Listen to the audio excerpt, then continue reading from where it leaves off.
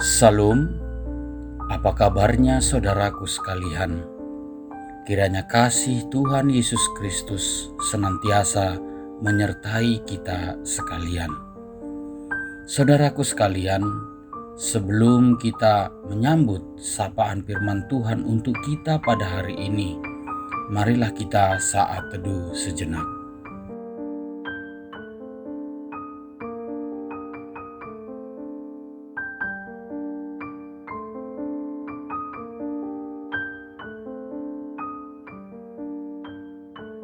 Amin.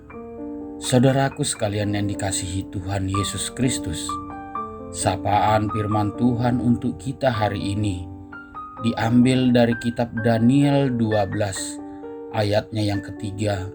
Demikian dikatakan, dan orang-orang bijaksana akan bercahaya seperti cahaya cakrawala, dan yang telah menuntun banyak orang kepada kebenaran seperti bintang-bintang, tetap untuk selama-lamanya. Judul renungan kita pada hari ini diberi judul Menantikan Tuhan dan Akhir Zaman. Saudaraku sekalian yang dikasihi Tuhan Yesus Kristus, masa kesulitan besar telah ditentukan bagi bangsa Israel.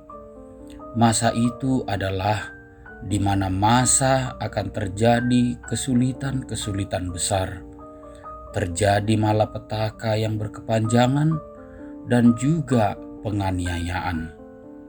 Dikatakan dalam nats tulisan ini bahwa peristiwa-peristiwa seperti itu belum pernah terjadi sebelumnya. Padahal seperti yang kita ketahui bahwa bangsa Israel seringkali mengalami masa-masa sulit di sepanjang sejarah mereka.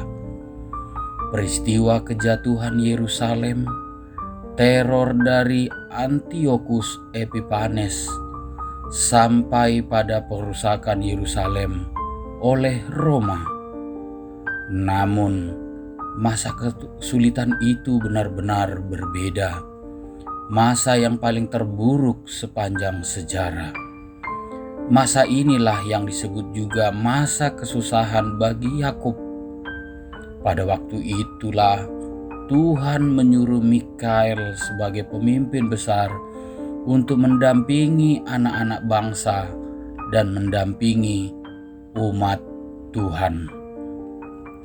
Walaupun demikian, selalu ada kebijakan Tuhan yang tak terhingga, yakni janji kelepasan.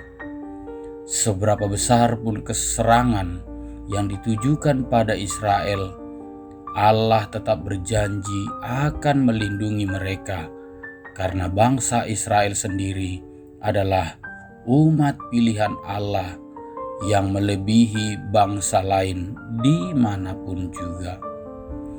Saudaraku sekalian yang berbahagia, kita melihat bagaimana Allah memelihara umatnya untuk menerima keselamatan yang akan dinyatakan pada akhir zaman.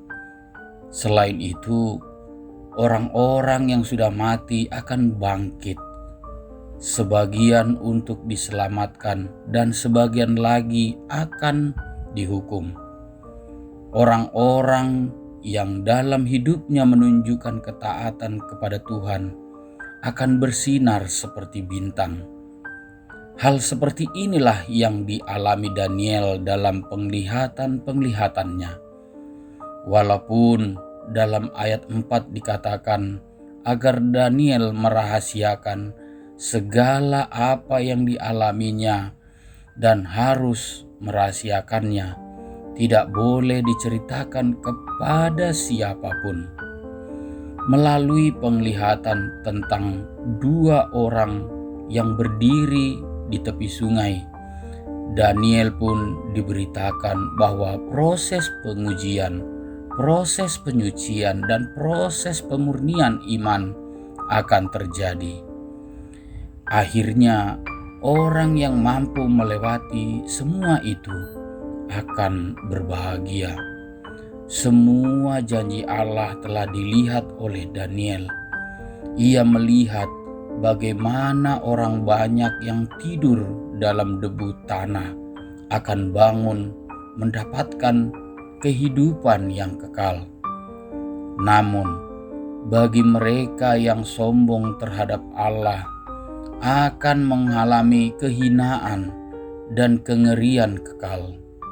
Sedangkan para orang bijaksana akan bercahaya seperti cakrawala. Mereka yang menuntun orang pada kebenaran akan bersinar seperti bintang-bintang selama-lamanya. Saudaraku sekalian yang dikasihi Tuhan Yesus Kristus, Allah meminta Daniel menyembunyikan segala rahasia firman Tuhan yang telah didengar olehnya.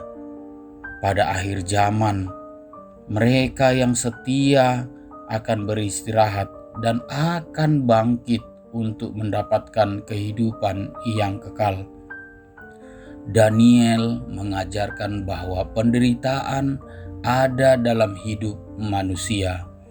Kesengsaraan itu dapat memurnikan umat Allah, menguatkan iman, dan memisahkan orang-orang kudus dari orang-orang fasik. Penglihatan yang didapatkan oleh Daniel sesungguhnya nubuat yang berbicara juga tentang kesudahan zaman. Tetapi terlebih penting lagi bagi kita adalah untuk mempersiapkan diri masa itu. Apakah ketika menghadapi masa pengujian iman, kita sendiri akan lolos? Sebab itu saudaraku sekalian, berdirilah teguh, jangan goyah, dan nantikanlah Tuhan. Karena itu saudaraku sekalian, marilah kita belajar setia hanya kepada Tuhan. Amin. Kiranya Tuhan menyertai kita sekalian. Shalom.